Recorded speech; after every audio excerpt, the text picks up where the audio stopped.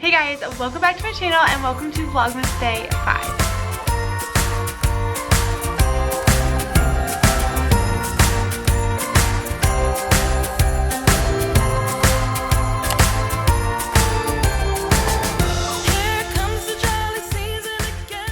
So today for Vlogmas, I wanted to sit down and share with you guys some of my absolute favorite winter and Christmas children's literature books that I just love sharing with my kids. All of the books that I'm going to share with you guys I got at our school library, so definitely check out your school library as a resource, and if not, you can always go to your local library because, you know, purchasing all those books as a teacher can be difficult, but it's also a really good thing to kind of keep like a children's literature wish list going on Amazon or something like that for your family if you are a teacher, because that way anyone who wants to get you a gift for something but doesn't know what to get you, they have that list of maybe books that you've been wanting. Before I get into all of the books, make sure you are subscribed to my channel. I love posting lifestyle and teaching content for you guys. If there's ever anything that you want to see or an idea for me, leave it in the comments below. I love chatting with you guys down there, but definitely subscribe. And also when you subscribe, hit the bell, the like push notification bell, because that way you will get notified when I upload a video.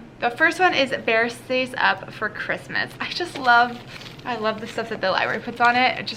It makes me nostalgic. So even though this story does have a Christmas tale, it's not just that. So I think it's good for anyone because it explains kind of like the reason of giving, friendship, being selfless, because Bear and all of his little critter friends have a wonderful friendship and they take care of each other. And it also deals with some winter elements like how the bear is hibernating, so you could talk about that too. This next book I have used so much in the art room. If you look online, you can find lots of different lessons to do this, either in your classroom or if you're an art teacher or you just want to do a craft in your classroom. But this story is called Snowmen at Night, and it's all about what snowmen do at night. So it's very imaginative. It's gonna get your students thinking creatively, because then you could think, well, what do other things do at night? You know, you could really open it up. But what I love as an art teacher about this book is the lighting, because everything's lit by the moon. So you will find some lessons online where it teaches value and stuff like that, because you could have the kids make a snowman and teach them about light, and when light shines in a different area of a sphere, you know, what does that create? But if you're not an art teacher and you don't want to get that detailed with things, this book is still wonderful to teach the kids about drawing a simple snowman, or even just thinking, you know, like I said, creatively, like what do certain things do at night that's different than what they do during the day? What could they do at night? Does something come alive at night? You know, there's so many little stories I feel like about how at night, magically, when everyone's sleeping, things come alive, and this is really a magical story. The illustrations are beautiful too, so I definitely suggest this. And it also comes with a little second book called Snowmen at Christmas. So if you know your students celebrate Christmas, you could also read this one to them. This is kind of just very similar. It's about how snowmen get ready for Christmas. So the boy in the beginning is looking at his snowman thinking, well, do the snowmen celebrate anything? And that's when it really opens up the story to how the snowmen come alive and decorate and celebrate for Christmas. I have also done art lessons about this story. This is the Snow Globe family. This story is so good. It's all about the perspective of a family that is in a snow globe and a family that has the snow globe in their house. And then in the story, the baby is the only one who really notices the snow globe and that there are actual people inside. And it's funny because like the snow globe falls off the mantle, and then the family in the snow globe get like jostled around, and it's just really cute, and it makes you think, like, look at this page with the baby looking inside at the snow globe family. It's really funny. So I have done lessons for this before where the students fill their snow globe with their own family, or they create a world inside of a snow globe. There's so many lessons out there for snow globe crafts, so you could read this before that too. But it's a sweet, sweet story, and it has some humor in it too. Like this next page is where they all get tousled around because the baby's like shaking the snow globe. The next book I'm sharing with you is a Caldecott Award winner. Is it Caldecott or Caldecott? I think it's Caldecott, but I'm not sure. But anyway, it is The Snowy Day. This is about a child who is just having that like magical first snow day feeling and just experiencing it from a child's perspective with beautiful, beautiful illustrations. I feel like this story is wonderful as an adult to read too, because it kind of brings you back to that magical moment when you were a kid and you get a snow day and your first steps out in the snow, and it's kind of like wanting to hold on to that magic moment, because in the story he puts a snowball in his pocket and then he notices that it's vanished, it's melted. So it's kind of just like holding on to that magic moment, which all of us adults want to do and want to be reminded of those days. It also connects us to our students because you can kind of relate to them in that way. Okay, I have 4 more books. So this one is so funny.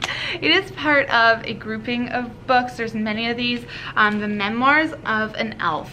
Oh my gosh. So first of all, I love that this is like 21st century, because the elf is texting Santa and taking elfies and stuff, which is really funny, and I think the kids can connect with that.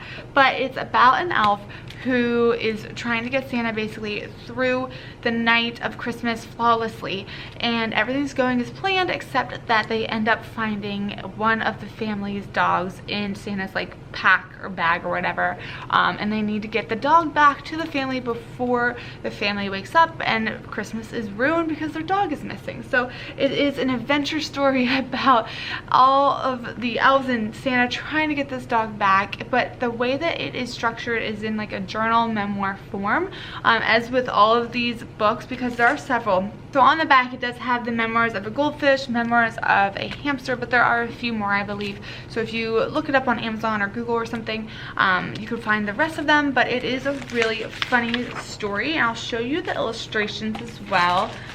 They're very bright, very colorful, lots to look at, which I like for kids when I'm reading a story, that they have lots to look at as I'm reading as well. And it's a funny story. It's definitely worth reading to your students this season, and I really do like the journal memoir style of it. I think it keeps them really engaged. If you need a book about figurative language for your students, this one is the one you need. It is Owl Moon. The similes and metaphors in this book are phenomenal. So it is about a father and his son who get up one morning and go owling. And I didn't know what owling was at first, but they explain it in the story. It's basically where you hoot to an owl and you walk in the woods, and eventually an owl will hoot back, and the one that they find actually comes to them and they get to see it. It's about hope, because they don't know if they'll see an owl when they go out in the woods, but they're hopeful. So it has a nice message in it as well. Just the beautiful language and writing in this book it would make such a great lesson, and such just a great discussion with your students. So again, this one is called Owl Moon and is a beautiful book. Of course, you guys know I had to put in Eric Carl into this little children's literature chat, because I love Eric Carl as an art teacher, of course. But this is called Dream Snow. It's all about a farmer who's worried because how can there be Christmas without snow? So he, obviously he wants a white Christmas, so he ends up falling asleep and dreaming about a beautiful snowstorm. When he wakes up, he realizes that it's actually real and it did snow. What I like about Eric Carl's this book is that it has this little laminated insert where it creates snow on the page. And then of course, Eric Carl, his illustrations are just beautiful with the way that he collages and paints his illustrations. I love it. I just absolutely love it. The last and final book is called Simon and the Bear, and it is a Hanukkah tale about a beautiful story where a boy gets washed up onto an iceberg because his ship wrecks, and he meets this polar bear. Sorry, the glare is like crazy. I have lights all, of course, in my classroom, and the glare on this plastic is just really intense. But he meets a bear, and it's just a story about being courageous and having faith and just being brave. And the illustrations in this one as well are just absolutely gorgeous. I love them. And then it ends up where he is safe at the very end, and he becomes I forget what they call it. He gets a job at the zoo for bears because he just loves bears so much after this all happens and it takes place. But I love the illustrations. It's a great story to share with your students to give them a different perspective, especially if you have students in your classroom who celebrate Hanukkah. This is a really, really great one to add to your list. Alright guys, those are all of the books that I pull out during this season of winter and Christmas. If there is a book that you pull out for your students around this time that I did not talk about, please leave it in a comment below, because I would like to add it to my collection too and get new ideas for my lessons as well. I will leave every single one of these books linked below. Hopefully I can find them on Amazon. If not, I'll look at like Barnes & Noble or something like that, but I will be sure to link it below for you guys. And don't forget to check your library, your school library or your local library before you go out and buy the book. Try to save those pennies, especially around this time, as much as you can. That will wrap up this Vlogmas Day 5. I hope you guys are enjoying Vlogmas. Again, of course, if there's anything else you want to see, leave it in the comments below. I've been having a blast filming these. I've been having a blast talking to you guys too, so always leave a comment if you're watching. I love to chat with you guys, and I will catch you in my next video. Bye.